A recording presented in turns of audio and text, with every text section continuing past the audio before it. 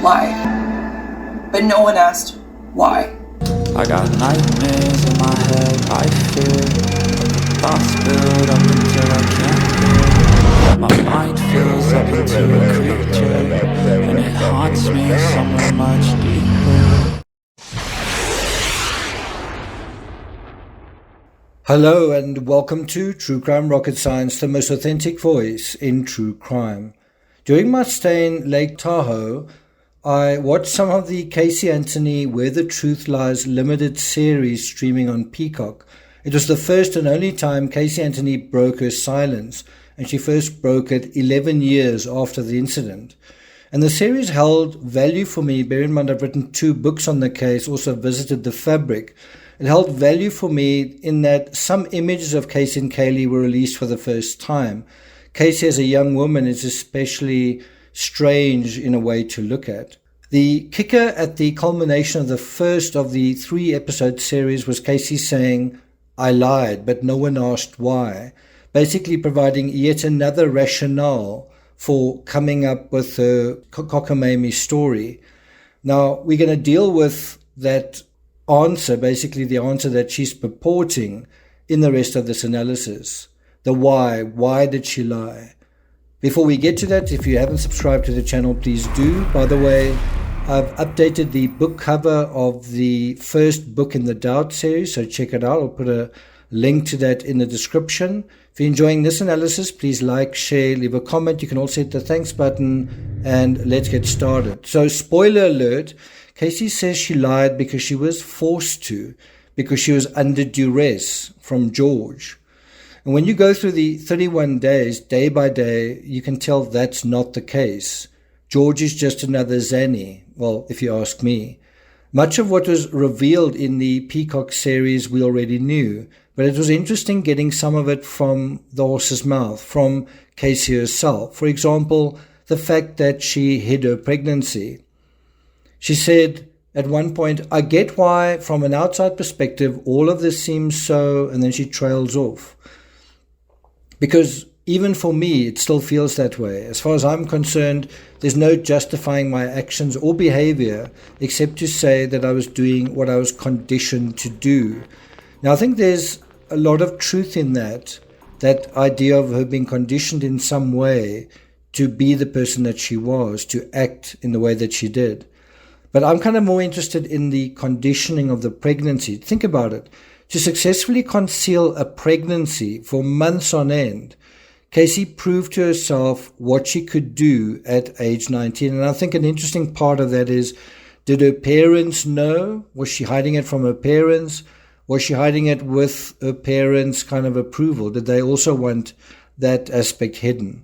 Because if you think about that, and then the disappearance of Caylee, and then the way her parents seem to, in some way, whether actively or passively, explicitly or tacitly, collaborate with her, it certainly is quite interesting. So it almost seems like the hidden pregnancy, and I mean that goes on for how many months, was a dress rehearsal for Caylee. And I mean, Caylee was missing for 1 month, right? But nevertheless, the search for her went on for about 6 months, and that, a lot of that search was Caylee's dead. Oh, no, she's missing. Where's the nanny?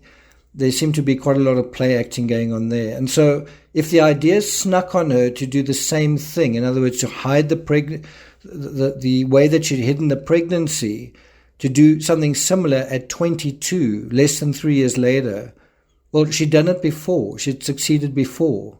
Fool them once, shame on her. Fool them twice, shame on the rest of us. Interestingly, the circumstances surrounding the hidden pregnancy mirror, in a way, the circumstances surrounding what I sometimes refer to as Casey's abortion 2 years late.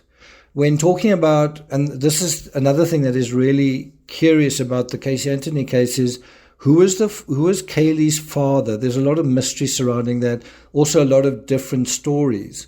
So in her final, in her latest version, in terms of the father, what does Casey say? How did that happen? Who is the father? Well, first of all, she doesn't know who the father is and can't exactly explain how it happened, but this is what she says, quote, I had a couple of beers, completely lost my memory because I was drugged. I woke up with my top on, my jeans on the floor with my underwear, ... She added that she was lethargic and extremely disoriented from some drugs. She said that she initially claimed that the baby was her ex-boyfriend's, but he eventually got a paternity test and discovered he wasn't the father.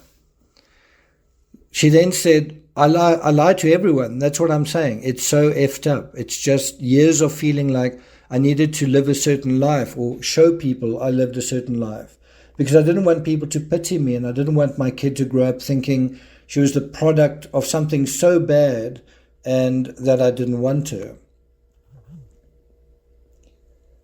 When Casey's asked to recall the circumstances surrounding Caylee's disappearance, well, it's a kind of amnesia deja vu. Anthony sort of recounts the morning that Caylee died for the cameras. She says that morning she woke up, she got up to make Caylee breakfast, wasn't feeling that great, and then went back to bed, turned on the TV, and Caylee laid in bed with her. And then she says, and she's adding a little bit of padding to the story, she says, I've been a light sleeper my entire life. She says this in the documentary, because I'm used to someone opening the door while I'm asleep, hint, hint. I'm used to being on alert, especially with my child next to me. It's part of the reason she slept in bed with me so much. She said that she knew her dad was home, but she fell asleep and was asleep for a while. The next thing she remembers, she said, is George waking her or shaking her, asking where Caylee was. She said it didn't make sense to her because she thought her toddler had been next to her in the bed. So it's kind of a case of while she was sleeping, something happened. And so she can't really say where she was or where Caylee was or what was going on. So just like she felt pregnant while she was sleeping or in an unconscious state, Caylee vanished while she was sleeping as well. Would it be so difficult to call her mother? And why say Zanny took her? And how did the dead body smell get into her car if she had nothing to do with it? So I have a different answer to why Casey lied. She lied because she's a liar. She's also a thief who stole from her family and friend Amy Huizinga. If you can do that to those closest to you, aren't you capable of anything, including murder? Thank you for listening, and I'll see you guys next time.